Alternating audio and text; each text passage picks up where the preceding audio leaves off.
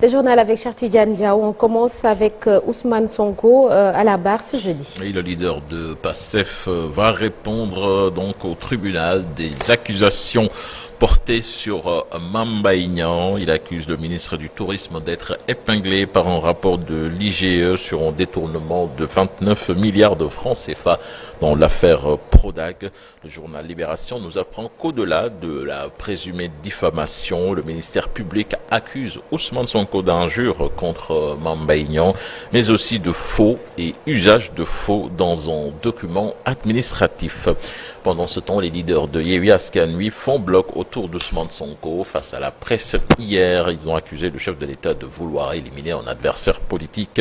Le leader de PASTEF, lui, réitère son appel à la résistance. Compte rendu signé Habib Faye et Pape Sangoné Mbaye.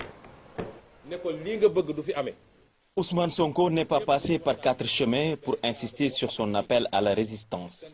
Ceci pousse à la défense de se prononcer sur cette stratégie. Je réaffirme ce que j'avais dit à Keur Massar. Tout le monde se prépare, quartier par quartier, maison par maison. Rien n'est laissé en rade. Si Macky Sall veut la paix, il l'aura. Et s'il veut autre chose aussi pareil. On ne va pas se sacrifier.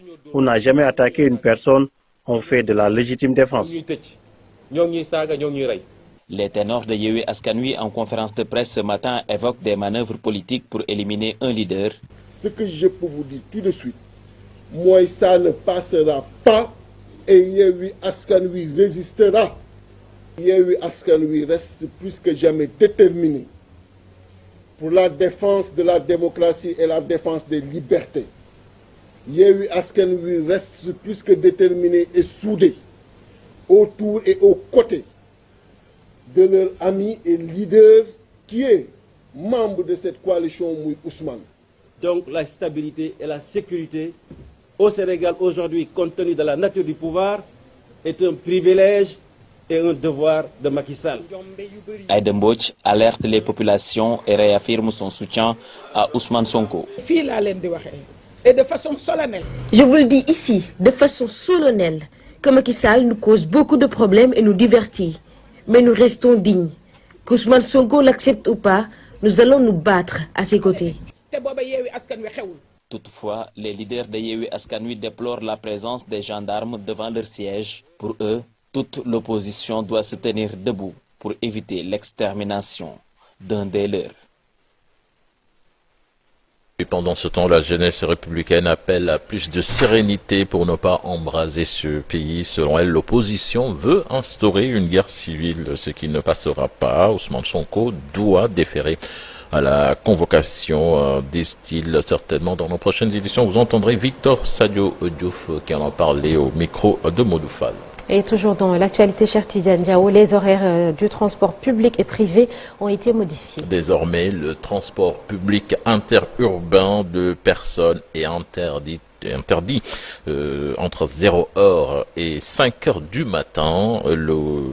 Les gouverneurs de région, le haut commandant de la gendarmerie nationale, entre autres, chacun en ce qui le concerne donc, sont chargés de l'exécution du présent arrêté. Rappelons que ces mesures prises après l'accident de 6 kilos en conseil interministériel sur la sécurité routière avaient provoqué une grève générale de plusieurs jours chez les transporteurs. Et puis cet accident qui s'est produit à hauteur de Ndiakhate, commune de Chérif Lo, vers Tivaouane, 2 morts et un blessé grave.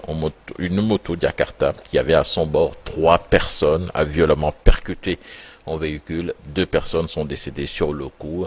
Les détails dans cette correspondance signée Cheikh Anta Diop. L'accident s'est produit à hauteur de Lamlam Ndiakhate en allant vers Tivaouane. Une moto taxi Jakarta qui avait à son bord 3 personnes a violemment percuté un véhicule de marque 4x4 DK 7034B. 2 personnes sont décédées sur le coup, l'autre est gravement blessé. Mor Diop, témoin des faits. 4x4 bi Tivaouane la jógee mais li muy daw barul mais gars yi ñoo ko fekk xam naa dafa tiit bi ñu ko fekk ñoo ko fekk si mu mbëkk leen xam naa mënul freiner mu jaar seen kaw. Véhicule 4x4 en provenance de Tivaouane ne roulait pas en vive allure. C'est la moto Jakarta qui a quitté sa voie pour venir entrer en collision avec. Le choc a été d'une rare violence au point que les 2 victimes décédés sur le coup ont été écrasés. Ce témoin d'Embafal est revenu sur la nécessité de limiter la vitesse des mototaxis Jakarta. On a remarqué que la moto Jakarta roulait à très vive allure, ce que nous avons trouvé anormal. Les citoyens s'offusquent de la recrudescence des accidents entre les motos Jakarta et les véhicules, parce que le constat fait état de plusieurs cas d'accidents mortels de la circulation, dus à des collisions entre ces motos Jakarta et les véhicules.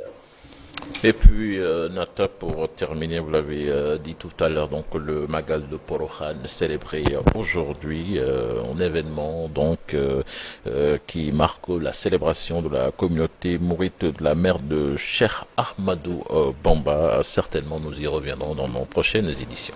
Absolument. Merci beaucoup, cher Tidiane Diao, pour cette première tasse actu. L'actualité nationale revient tout à l'heure et ce sera en Wolof sous forme de brève. Ce jeudi, on s'arrête sur la date du 2 février 2005.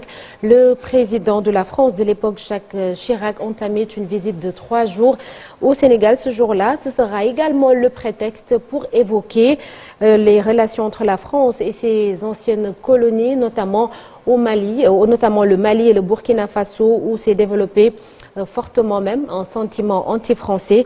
Assuré également dans la première partie la rubrique de Marcel Farba Maroun, un jour une actu consacrée au procès Ousmane Sonko Mame Mbaye Niang. Et pour de quoi est-il le nom? Nous n'irons pas loin, juste à côté, à Ngor, pour y découvrir un quartier à ne pas oublier. Également la revue des unes des journaux avec Chérif Dia, ce sera tout à l'heure. Tout de suite sur l'actualité internationale.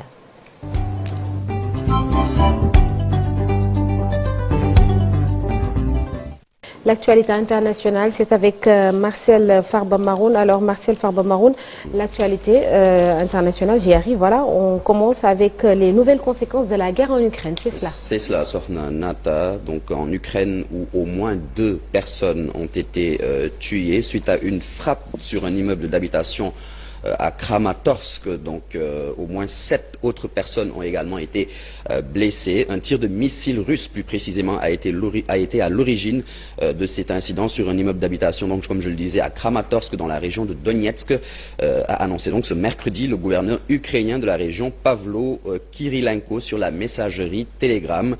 Des journalistes de l'AFP et l'agence française Presse ont vu 2 corps là où les secours dégageaient les décombres. Le gouverneur a précisé que d'autres victimes, hélas, risquaient d'être retrouvées sous les débris. Au Cameroun, un ancien poids lourd du régime a été condamné à 30 ans de prison. Il s'agit de l'ancien ministre de la Défense Edgar Alain Mbengo, qui fut aussi directeur du cabinet civil du président Paul Biya. Déjà en prison depuis près de 4 ans. C'est la nuit dernière autour de minuit, donc dans la nuit de mardi à mercredi, que Edgar Alain Mbengo a été condamné par le tribunal criminel spécial chargé des questions de détournement de fonds publics au Cameroun.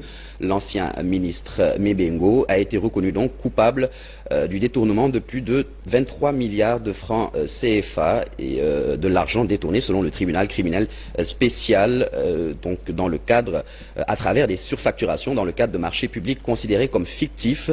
Son épouse Bernadette Mbengo, elle aussi détenue à la prison centrale de Kondengui depuis mars 2019, a été condamnée à 10 ans de prison pour le détournement de 310 millions de francs CFA. Et puis le pape François condamne l'exploitation sanglante et illégale de la richesse de la République démocratique du Congo au 2e jour de sa visite en République démocratique du Congo. Le souverain pontife, le pape François donc, a condamné mercredi à Kinshasa les cruelles atrocités, je cite donc, qui couvrent l'humanité de honte dans l'est du pays, faisant référence aux violences qui minent la région du Kivu. En écho à ses propos de la veille, le chef donc de l'Église catholique s'est également dit indigné face à l'exploitation sanglante et illégale de la richesse de ce pays, ainsi que les tentatives de partition dans le but de pouvoir le gérer. On le rappelle donc, la guerre du Kivu est une succession de conflits armés en cours depuis 2004 dans l'est de la République démocratique du Congo. Un conflit entrecoupé d'intermèdes qui oppose les forces armées de la République démocratique du Congo aux forces démocratiques de libération du Rwanda et au Congrès national pour la défense du peuple de Laurent Kouda jusqu'en 2009, puis depuis au mouvement du 23 mars, M23, donc à partir de 2012, et à de nombreux autres groupes armés, principalement dans la région et ancienne province du Kivu, notamment dans les provinces actuelles du Nord Kivu, du Sud Kivu, ainsi que dans celle de l'Ituri. Les pertes depuis lors sont estimées à plus de 11 800, que ce soit des civils, soldats ou même des rebelles confondus, Sornanata. Et c'est énorme. Merci beaucoup, Martial Farbaman. Rendez-vous tout à l'heure pour la version Wolof de l'actualité. Hors du Sénégal, dans la seconde partie, vous aurez, comme tous les jeudis, Charles Faye pour la chronique du jour. Afrique de l'Ouest, le Sénégal vole au secours de la France. Ce sera donc tout à l'heure. Ensuite, nous recevrons sur ce plateau Serigne Diouf. Il est le directeur des opérations de l'agence de la CMU, la couverture maladie universelle. Tout de suite, la